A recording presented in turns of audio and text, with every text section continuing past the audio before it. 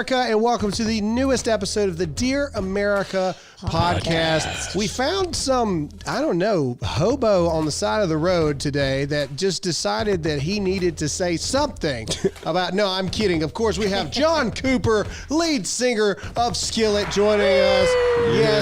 Yes. John, how are you doing, buddy? How's it going, bro? It's going, man. It's going. Well, it's going good for us, but it's going really weird for you. And so I want to talk to you firsthand. Like, it's really weird. It's one thing to get a firsthand account from somebody that lives in an area that's being affected by these riots, everything. It's another thing for not only a friend, but another famous person to have to do this. So, man, just talk to us about your hometown, where you live. What's been going on, man? How were things a couple days ago? How are things now? I know me and you talked privately once the National Guard came in. Just walk us and the audience through what this has been like for you and your family. Sure. Yeah. I'll save the latest things that have happened the last few days that we chatted about. I'll save that because that's a whole nother conversation. There we go. Okay. It's pretty good, actually. Yes. Incredible, I would say. But yeah, it is weird. And for people who don't know, first of all, Kenosha is a small town. We're about an hour and a half north of Chicago. And it's only 100,000 people. It's quiet. Kenosha, as I said the other day on an interview, when I moved here, I'd never heard of the town. My wife is from here, so I married into Kenosha. And I was like, this sleepy little town, but it was named Time Magazine's second best city in America to live and raise a child. Wow. Number 2. And I was like, Kenosha, and it's a safe town. People love each other here. I'm from Memphis. Yeah. And as you know, Memphis is a pretty rough place. Yeah. There's a lot of racism. There's a lot of bad stuff that's happened in Memphis.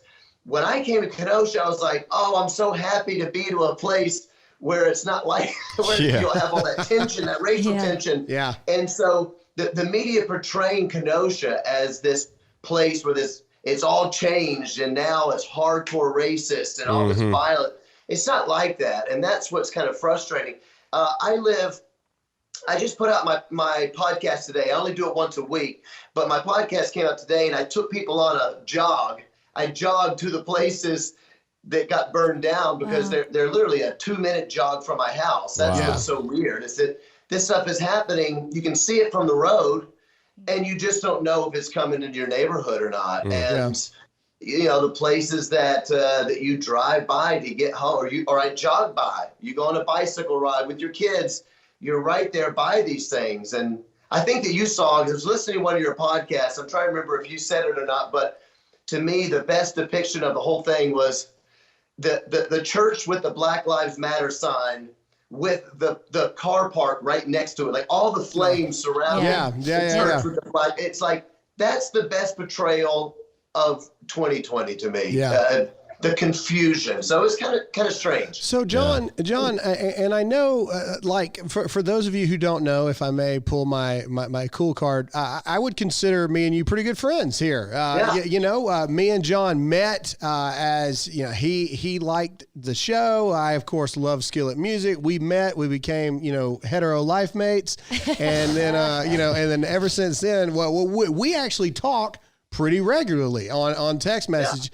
And you would send me things about you going to the range and learning gun safety and all this other kind of stuff. And I heard you talking about this on Fox News. So walk us through what that is like. You are a Christian. You are a Christian / rock secular, artist, very, very famous, very huge, Skillet, massive band.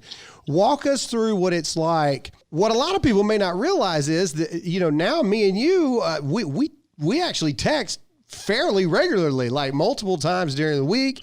And you've been sending me messages and stuff about you going to the range and learning gun safety and becoming more proficient, which a lot of people need to learn how to do. Walk us through, especially when it was at the peak, I guess you could say. Walk us through what that is like as, because nobody thinks that it's going to come to your house, right? And that's what we talk about here all the time is no. It can very easily come to your house. Yeah. Walk us through what that is like, not only being a Christian, but being a dad, being a relatively still new, learning, true proficiency of gun safety and things. What was it like? Because I heard you say on Fox News that you had your AR with you and things like that. So walk us through that. What was that like? Yeah, that's what's weird. When I was a kid, I shot some guns and, remember learning BB guns in Memphis when I was 4 or 5 years old. Shot some guns as a teenager for fun. In safety, but I hadn't shot weapons since then. And I'd been thinking ever since Ferguson, I started going, man, I don't know if I need to protect my family. What's the deal here? And you know what happened, man, is this. I don't want to get too hyper political here because half my fans are going to get PO'd at me, but if you're going to promote defunding the police at the same time that you are going to say that violence, destruction against buildings is not violence, you know what I mean? Setting stuff on fire is not actually violence, guys. If you're going to promote both of those things at the same time, I just thought I've got to get protection for my family. That's my duty as the protector, right? 100%. That's my duty. So I just said, you know what, I've got to do this. And I went to training. This was a few months back. I mean, for people that want to get rid of the Second Amendment, they're doing all the wrong stuff. True. Man, they are proving the point more and more and more every Well, and the people who wanted day. to get rid of it are the first ones who went and tried to buy a gun when this all happened. Right. Oh, yeah. I had people calling me like, dude, I think I might need to get a gun. Where do I get one? I'm like, you can't. There are no more guns available. Ammo's gone. I mean, the sales of guns have gone up. Over 5 million gun purchases has happened last month alone. Yeah. It's insanity. It's insane. You can't have anarchy and at the same time as having anarchy, refusing government, military or troops or National Guard. You can't do all those things at the same time. And as you said, I know you're a Christian. I'm a Christian. I don't want to hurt anybody. That's not my thing. I want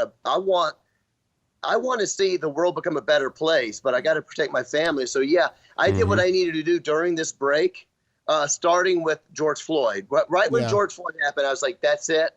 I am just doing it. And I dove in big. I don't do anything small. I dove in bigly and got what I needed. And I thought, I was laughing at my friend that taught me safety and all that. I said to him, he's my trainer. I said, that day we said we were preparing for that we thought would never, ever happen. Oh yeah. I guess it's here because they're burning down 3 streets away. They're burning the whole place down. All those crazy military people that shoot guns all the time don't look so nuts now, do we? John, I'm curious, what was I'll tell you what. No, and you know what, Graham? I didn't put this. I put it in my podcast that came out today, but I put video at midnight of the people coming down my street right outside my house. See, screaming and you're better yelling. than me, man. I'd have been taking spot up top in the top window, set up, ready to go, man. I mean, John, you're a better guy than me. I was ready to go, but I'm like, hey, I'm gonna have this on video in case the worst happens. Yeah, I don't want anything to happen, but I've got it on video. Now, luckily, that day, this was about 8 hours after the announcement that the governor had accepted the national troops coming. Because remember, at first he didn't. Right. And things got really bad. And then the announcement came that he accepted it. So, I think the numbers of protesters probably dropped by about 65%. Yeah. So you're only talking about a couple hundred people at that point. Let's talk about that aspect. And Alyssa's got a question, but before we do that, let's get into a sponsor. Expressvpn. Let's talk about censorship on social media sites and what you can do about it. The left wants to silence and remove any voices they don't agree with. Twitter and Facebook were supposed to be open platforms. I don't need their content moderators acting like the op-ed section of the New York Times. So instead instead of letting social media sites revoke your right to free speech, how about revoking their right to your data? Now, you could just deactivate all your social media accounts, but that would be giving the left just what they wanted in the first place. Instead, I use Expressvpn. When you use Expressvpn, you anonymize much of your online presence by hiding your IP address. That makes your activity more difficult to trace and sell to advertisers. And Expressvpn couldn't be easier to set up. You just tap one button on your phone or computer and you're protected. Expressvpn also encrypts 100% of your data to protect you from hackers and internet bad guys. It's finally time to say no to censorship and take back your online privacy at expressvpn.com/Graham. By visiting my special link, you'll get an extra 3 months of ExpressVPN service for free. Again, that's expressvpn.com/Graham. expressvpn.com/Graham to protect your data today. Hey, John, so I'm just curious because I've got a lot of questions about this. So what are you like during that moment? What was going through you and your wife Corey's head? And then also I've got a lot of questions because tell people how old your kids are. Like, how did you relay that of what's going on to your children? My kids are 17 and 15. And they were okay, actually. I just said, hey, go to bed. I don't want you downstairs. I want you upstairs. If we have a plan. If you hear something, this is what you do. If you smell something, this is what you do. Everybody keep your phone on. We talked about that stuff. I think just you're trying to walk that balance of your dad's. I don't want to be cheesy here. I'm being honest with you. This wasn't the scariest thing in the world. I don't want to be over dramatic, but you never know what's going to happen. Yeah. Right. So I said, your dad's got it under control. That's my job. My job is to protect you. It's not your job to come out here with me. Right. But at the same time, I want you to pray for Kenosha. You're supposed to be praying for the people. You're supposed to pray for your enemies. Yeah. And these people aren't even necessarily our enemies. To tell you the truth, I'm not even really mad at the protesters. I'm really mad at government. Their job is to keep us safe. Yep. And that's really what I'm upset about. Yeah. But you pray for your enemies and you don't hate them, but you have to be prepared to do what you need to do. Yeah, and I'm glad that you brought that back up because, I watched that. I got up to watch your Fox hit when I found out you were going on there. In fact, I wrote you and I said, hey, man, I see it. We were on the same day, actually. And that's how you know it was a good day. That's right. Man, they had the two big hitters on that. Anyway, but you said something really powerful during that interview, and I don't even really know if you realize that you said it, but I want to bring it to the audience here that didn't see the interview. You said that there you were with your AR praying for the people that you very well may have to hurt. And that was a really powerful thing that I heard you say that, and just to run that through, run us through what that was like for the audience, because a lot of people that listen to our audience, they're conservatives, much like we are and everything. And we don't live in downtown Atlanta and Portland and all these places. And we think that it's not going to get here. And everybody keeps talking about the fact of, well, they don't want to go out to the suburbs because if the suburbs, it's going to be different. But it isn't that easy. I mean, it's really not that easy to put a gun on and be willing to have to defend. And so walk us through what it was like emotionally for you just to even have to pray that prayer. I mean, what was that like? Yeah, it is really strange. I mean, I think that part of what's going and the kind of compassion of it is this. I thought of a good example last night when I was going to bed. You remember in the 90s, maybe even the late 80s, when I was growing up, you had some people that were bombing abortion clinics. I don't know if you remember that, but there were things like that happening. There were people like my parents who were Christians saying that's not right. We don't do anarchy. You don't blow stuff up. You don't kill people. Yeah.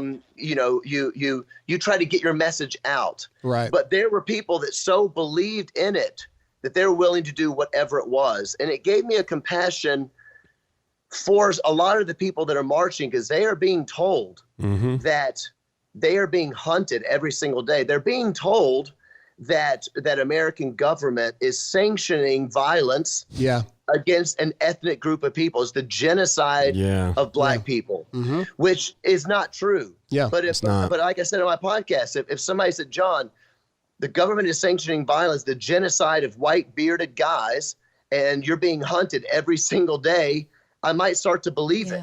Yeah. And I think that's part of the problem here, is that it's not actually true. So there's a lot of good faith people that are being co-opted into something they don't understand. If anything, it's starting to appear as the opposite, where it appears like if you're white walking down the street, you're the target now. I mean, there's so many videos starting to pop up of just white people. I mean, you saw it after the RNC, just people just leaving, just trying to get back to their hotel rooms, and policemen literally having to pick up bicycles, forming like barricades. A lot of them were around. Biden supporters too. Like it wasn't all Trump supporters. But that's my thing. I would argue that it's the exact opposite today. Well, and the interesting thing, Graham, is that the people in the videos, they're white people. They're white. They're white people. Yeah. No. I had a conversation. Weird, isn't it? It's weird because I have this argument all the time. And I realize that you can't define the actions of a whole group by a few. And I realize that. However, I will say that this radical left, it's reversed. I would say this radical left movement, and that includes white people, black people, whatever it is, this radical left movement that is happening, this woke Christianity in the church. I know we've had long conversations about that. I'm going to get into that with you here in a minute, but they are aggressive. They are violent. And the vast majority of them are very violent. Yes. And I very rarely post on my social media pages like, the love letters that I get every single day. But the other day, I posted just two of them, just two. And they were both from black people. Or at least their profile pictures were. And it wasn't, hey, man, I really think that your ideology is messed up. And I'd love to have a conversation with you. I don't get those kind of, those kind of things. I have a problem with Drew Brees right now. I made a very public video. It's out there right this second. And I said, hey, Drew Brees, I really respect you. I've looked up to you for years. I do not agree with you putting Jacob Blake's name on your helmet, okay? Jacob Blake is not a hero. I'm not saying Jacob Blake deserved to die, which he didn't. I'm not saying anything like that. He raped a whole bunch of people. Yeah, I mean, but he is a sexual predator known by the. Is this really the guy that you want to be just raped his putting girlfriend on your helmet? And I say in the video, I would really love to just have a conversation with you. You'll be treated with respect, and the offer is on the table. What I get is, I hope you die. If I ever see you in the street, I'm going to shoot you myself. All this other kind of stuff. But I think what's scary is usually that's like, probably with you, John, I don't know if you get a lot of hate or not, but that's like water off a duck's back to us because we get it all the time. However, in the current times, it's a little more scary. They mean it. Because they actually 100% mean it. Yes, 100%. And so all of this is spawned around, and I don't want to get you in too much of stuff, John. John said he walked around the AR. He's already in stuff. Well, no, but I realize the industry that you're in. But all of this started over the conversation of there was this kid who decided that he wasn't going to just let people just run around and destroy his neighborhood. And we have been warning about this for months. Yes. We said, what is going to happen when the people that just want to be left alone, that do believe in the Second Amendment, that do know how to use those guns. I mean, whether you agree with what that kid did or not, he was a dang good shot. Okay. So, we'll just call it like it is. And he killed a pedophile. Yes. But what I'm saying is what we've been warning against is what is now happening. And I want to say, and John, I'd love your reaction to this. I want to say, I wish we could go back and find the clip of where I said this, but I said, I don't think that the black community or this extreme left community really knows what they're asking for. Because it's such a small percentage of people that are actually doing this, right, that if the government continues to not step in, and if the government and leadership continues to just let this run rampant, the people eventually are going to say, fine, we're just going to go handle this ourselves. Yeah. And that's when you're really going to have some problems. So John, you now have witnessed what happened when, I guess it's your mayor finally allowed the National Guard to come in. What happened? Just let the audience know what happened the second that was even said. What took place? Yeah, well, you just covered a lot of really good things there. Maybe I'll try to pop in a lot of those. Do it. But you have been talking about that, about the power, what do you call it, like the power vacuum, and what's going to happen. And I've got some, I think, interesting stories I'd like to share with you in a second about that. Do it, please. What people have done here. But maybe the really good news is, I don't care if people like Trump or hate Trump, whatever your position is, what is undeniable is when he said the other night, you heard it on his thing, when he said, all these governors or mayors have to do is give us a call and it'll be over in a matter of hours. That is fact check true. There's no way there. It's undeniable. I'm telling you that the news came out. Hey, I heard that the governor accepted the National Guard and the federal assistance within 6 hours. That crowd had gone down from 1,000 people to probably 250. Yeah. And there hasn't been peep in 4 nights now. Right. No violence, no noise, no fires. And I know I've seen some people complaining that they've arrested the wrong people, or they arrested people they thought were this or that or the other.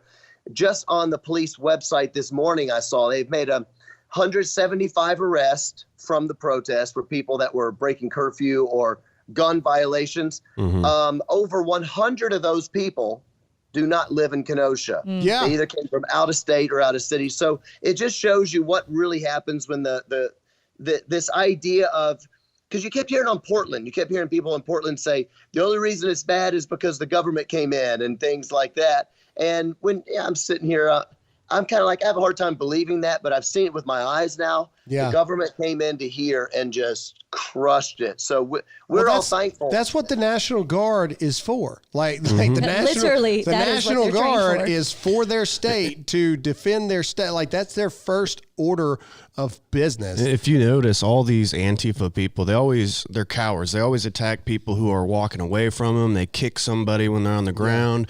They're cheap fighters like that. So when you bring in real power, they're gone. They're dispersed. All right. So again, we got to break real quick to get into a sponsor. So let's do that. We the People holsters. Record numbers of people are buying guns and ammunition for the first time. If you are one of them, please be safe and please holster that new handgun in a We the People holster. Starting at just $39, We the People holsters are custom designed to fit your firearm perfectly and made right here in America. They have thousands of options to choose from. Plus, their proprietary clip design allows for you to easily adjust both the cant and ride of your holster and will fit comfortably and securely at all times. Now is the time to support American companies. Go to wethepeopleholsters.com/Graham to get yours. Every holster ships free and comes with a lifetime guarantee. Get an additional $10 off with the offer code GRAHAM. That spells Graham. Satisfaction guaranteed. If it's not a perfect fit, send it back for a total refund. WeThePeopleHolsters.com/Graham. That's WeThePeopleHolsters.com/Graham. Offer code Graham. All right, so John, I want to switch it here really quick, and our last episode we had a lot of conversations about Christianity, about this new woke Christianity culture. I mean, you hear things about prosperity gospels, then you got the hellfire and brimstone gospels, but now we've got this woke gospel, as I like to call it. And you get and you see it mostly from these mega pastors. Well, Carl Lentz, the lead pastor for Hillsong in New York, has made headlines again in a podcast he was on, Hard Conversations with a Black Man. And in it, he basically says, and Alyssa's got some exact quotes she's going to read you, and we'd love to get your response.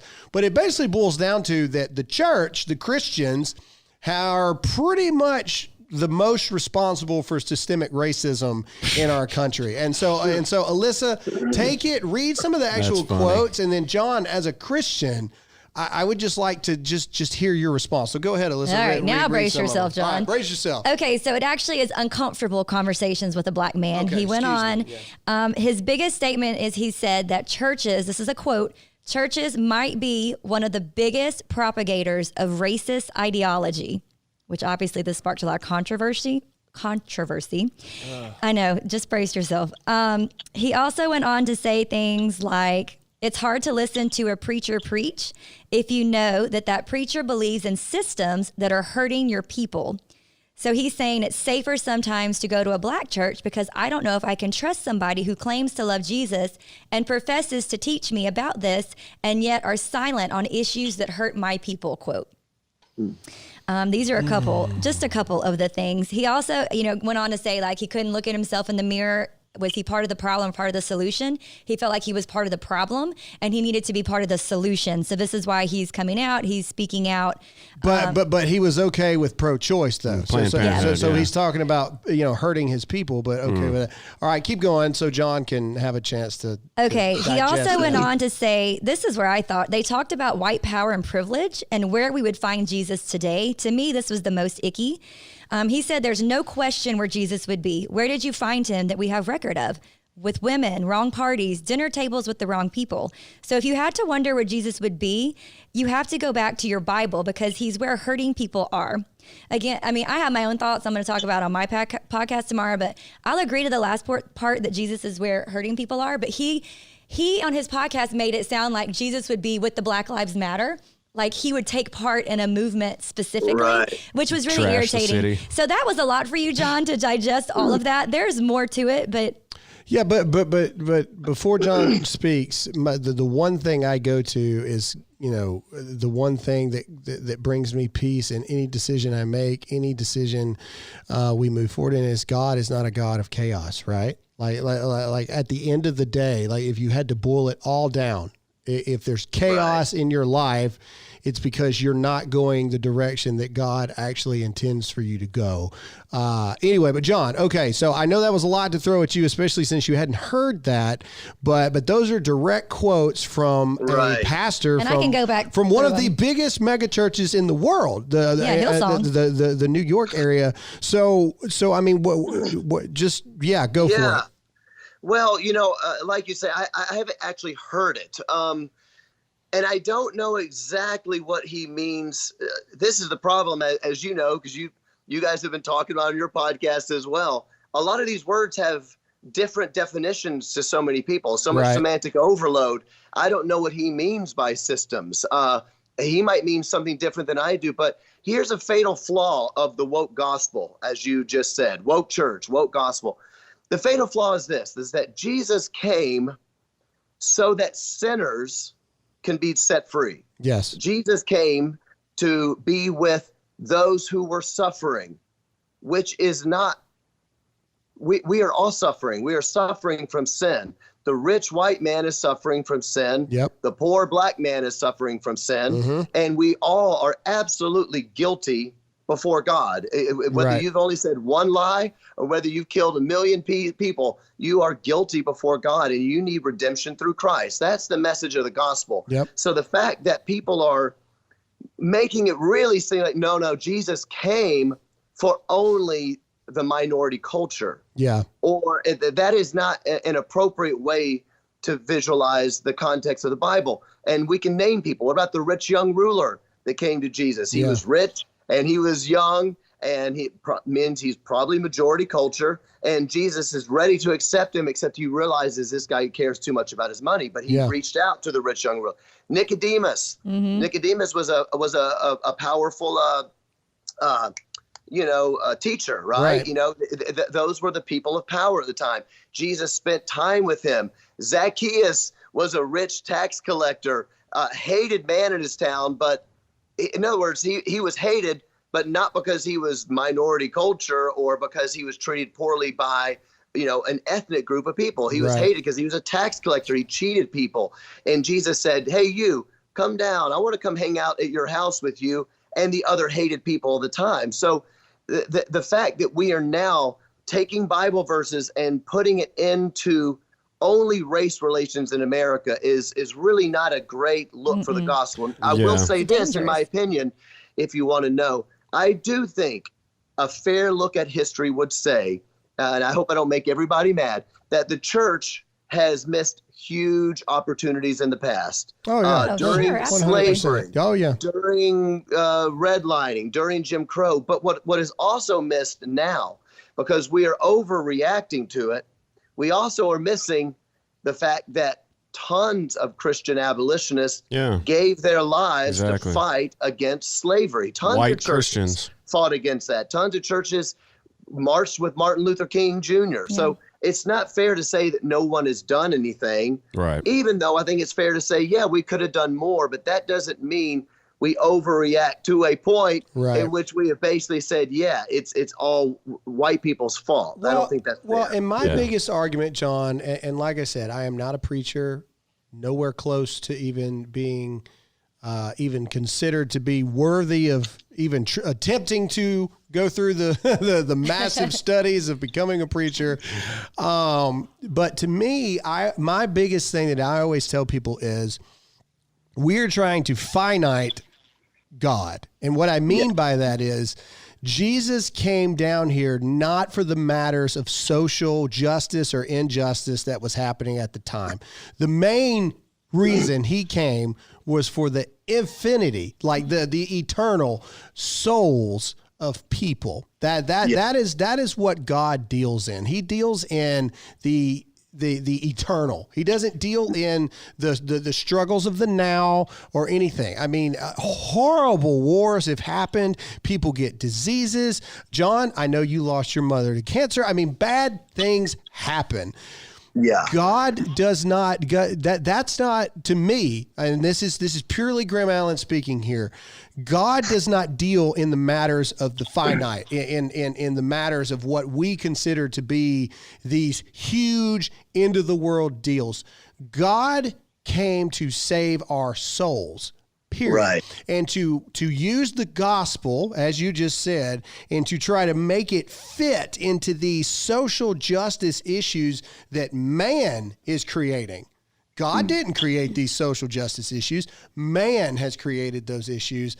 I think by the very definition of trying to do that and moving it out of the very basic principle of God sending his son to die for us for our eternal souls.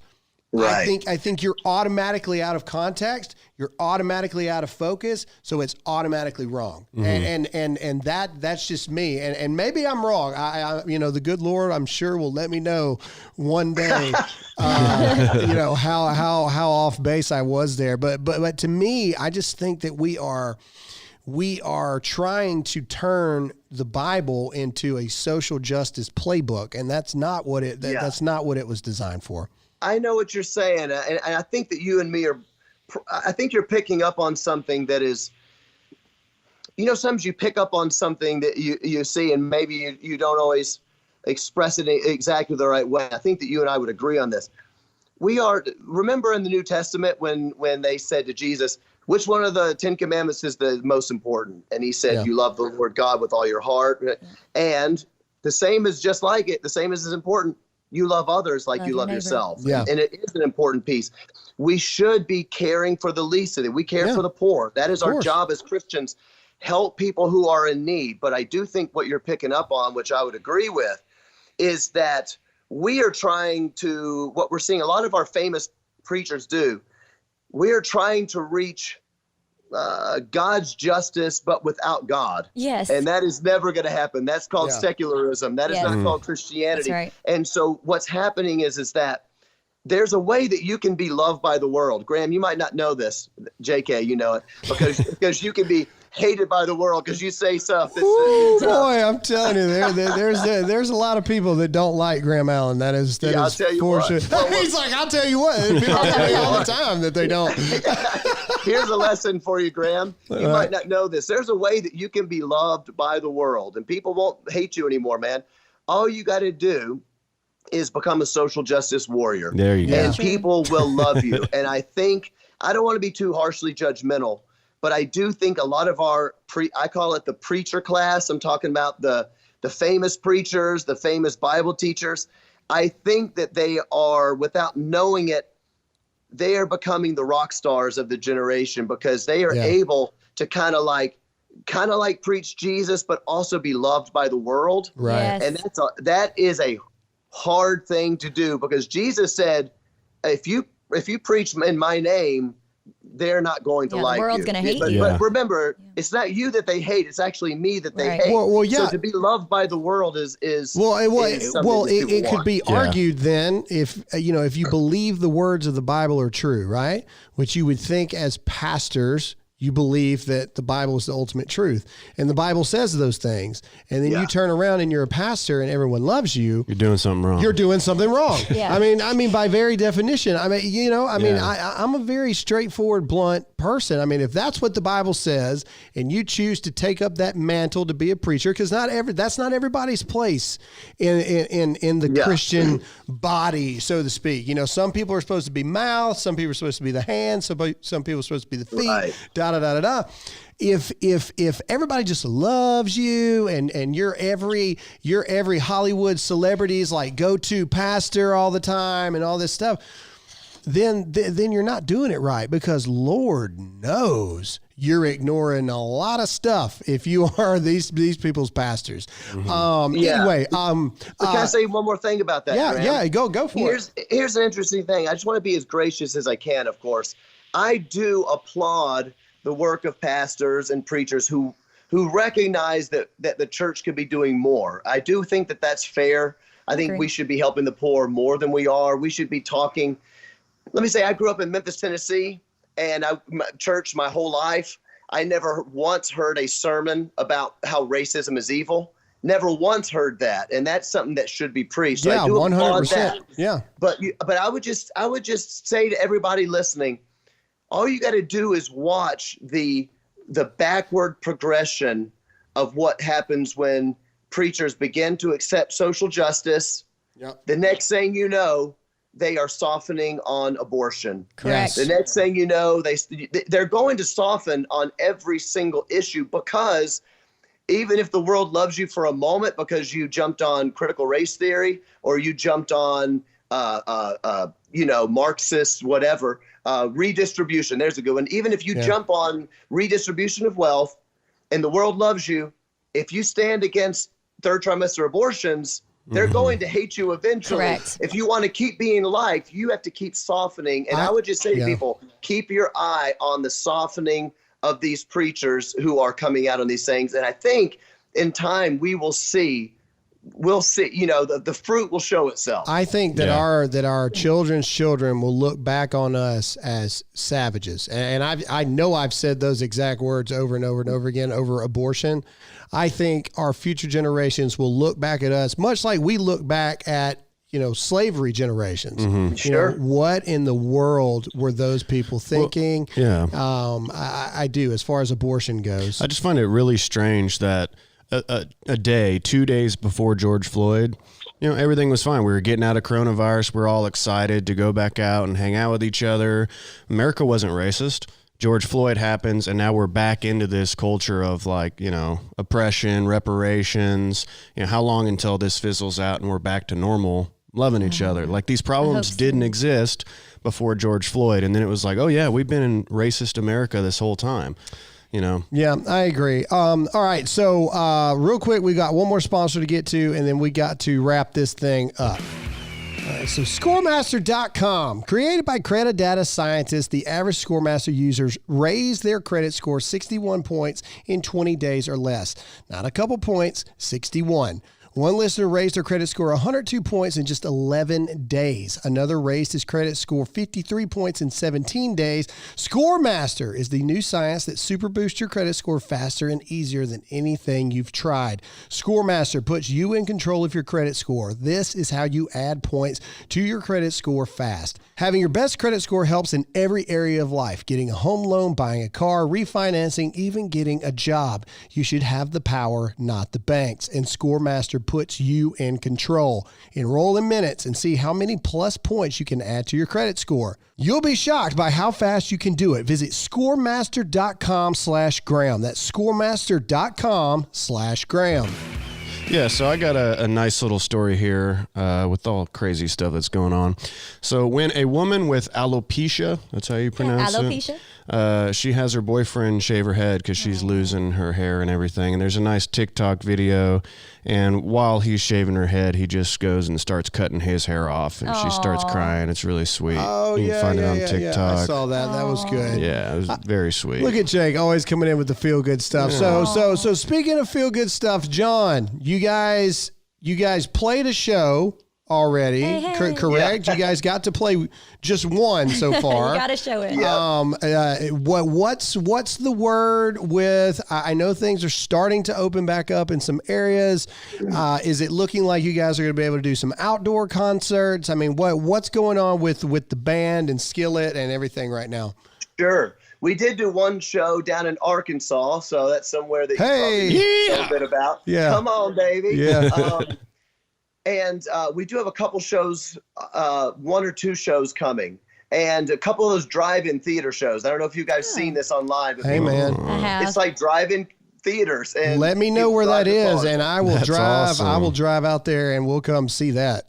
I know. It's, kind of fun. So is fun. that's kind of cool. I think right now we're all hoping that we still have fans left after Oh, I my Alan's gosh. show and talked about my rifle. I think you're going to have more, John. John, I do too. seriously, man, look, and I don't mean to cut you off. I mean it when I say this. Me and you had these conversations in private long before you ever came on the show at first. People, Christians especially, are waiting on the Christian figures of our day to actually stand up and say something. They're waiting on it, and they are waiting on it. And the Christians that have a problem with it, they are the lukewarm Christians that aren't any good anyway. Yeah. And I think that you will see that you will have more people, more dedicated followers and fans, and honestly more impact for the kingdom when it's all said and done, man, because I commend you for doing it, because there's a lot of people that don't. And I didn't mean to cut you off. Continue on about Skillet and what's coming up. On with another Skillet. note, John, they're going to be coming anyway, because I would go to someone I didn't even like at the moment. I'm desperate for any concert. Yeah, well, that's true. That's true. Please, Lord, If you anything. Just start having concerts, and they'll be the biggest concerts That's ever. right. Anyway, but seriously, so what's the outlook look like? What are you guys talking about with your management and your tour? Sure. I mean, does it look like it's going to start happening again soon? Well, I got to tell you, man, besides the drive-in concerts, I'm getting awfully nervous about next year. I honestly think that November is going to have a lot to do with this. I don't want to be doom and gloom, but I just think it depends. I think it depends on who gets in office, to be honest with you. Yeah.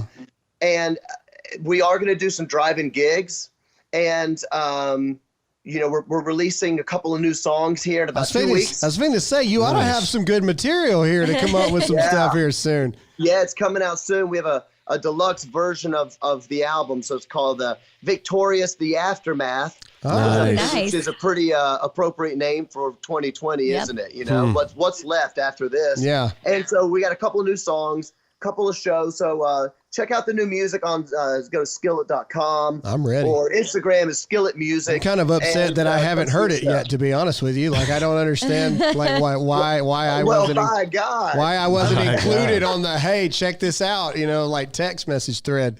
You know what? I'm going to text you a song right when we're Yes, done. And, yes, do and it. You're Yeah. gonna go. get your workout on. I'm ready. I'm ready. You're gonna get jacked up. I know Alyssa doesn't want no skinny guy. She's not messing That's right. around. No, she's not messing around for sure. You know my type, It took John. her years to come around. It did. All right, John, man, we love you to death, dude. We're going to see you November 7th at the charity event. We're super excited. So Ladies excited. and gentlemen, go to the DearAmericaFoundation.org right now and purchase a ticket to come to our charity event November 7th. John's going to be there. Yeah. We've got AJ Buckley, who plays Sonny in the hit TV show SEAL Team, is going to be coming out as well. It's going to be a fun time. John, where can they find out what's going on with you and with Skillet? Well, I'll tell you what. Skillet is skillet.com. If you want to find me, I'm on Instagram, John L. Cooper, my middle initial L. And check out my podcast, Cooper Stuff Podcast. Just so Yeah, good. it's one of the few I listen to. That's It's John's really good. podcast. Yeah. Well, very nice. Thank you so much. It's sure great to see you guys. And I got to say, I love the book. I know you know that, but I haven't been on your program since. I love reading it. Thank you, Funny man. stories. I like the pictures, Yeah. seeing young guitar player Graham. Yeah. Hey, man. Hey, one day, watch this, ladies and gentlemen. Watch this pitch right here. Watch it. Here we go. Okay. I still have a lot of music and riffs from the old days. They're good, too. That I would, that I'd, man, just to hear it on an actual album, I would freaking just give it to you and just let you have it, man, because it would make my life just to hear it actually on a real record one day. So, Right. I mean, so one day soon when we link up, I'm gonna send you some stuff, for your next album. For your next album. Love it. There we go. Well, I like it. I'll check it out. He's sitting here going, okay, gosh, sure, gosh, yeah. oh gosh. I'm just trying to. I was I'm sure it's actually great. restraining myself from telling a joke about me using it and then you suing me and No, it's on video right now. I just said you can have it. Dude, I would love just to. It's on air. Yeah, it's on air. Well, especially one. is- I'd love to just hear it. This is played by also somebody. on air, John. On my bucket list, I have said that I will be with a great band playing the egg or the tambourine. I was kicked out of the church band one Sunday for playing the egg. Alyssa with her egg shake. This is how you shake an egg properly, people. You know Up what? and down like this. You know what, Yep. John? One day All right. We got to cut it off, guys. Jake, where can they find you? Instagram at producer_Jake. And Alyssa? Alyssa Allen on Instagram and Facebook. And Hey America comes on tomorrow, and we are diving more into this whole car length situation. And of course, I'm Graham Allen. You're listening to You're the Dear watching. America podcast. Thanks so much, and we'll see you all again next time. Bye.